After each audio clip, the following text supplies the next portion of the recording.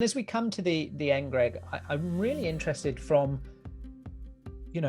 quarter of a century of experience around change, and at the forefront of all of this, that is a perpetual motion, right? As you talk about in one of the principles, learn, relearn, unlearn, all of this cycle that we're on.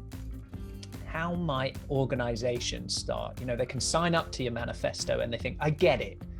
But what do they do next?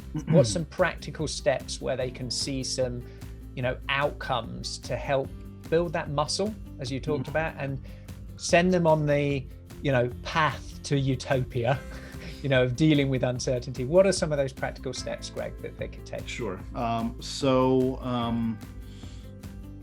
I'm trying to think of where to start because there are so many. And this actually is a principle in the manifesto, but I'm saying it not because it's a principle in the manifesto, but because I've seen it trip so many companies up so many times.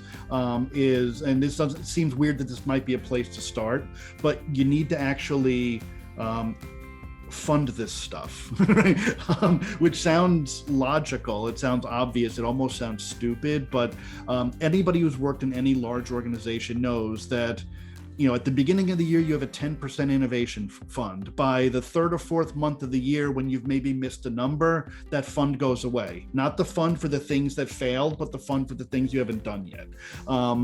So organizations do need to invest. And when I say invest, of course, financially, yes, but I would say, I think it's more mythological than it is practical in the case of Google, but like the idea of 20% time or whatever, kind of structuring and kind of setting aside some allocation of resources to allow your people to explore, to learn, to innovate, to ideate, experiment, I think is critical. And that's something that leaders can do, even if not financially. Here's, 10% of our operating budget, but even just from a time standpoint, giving people that kind of flexibility and permission.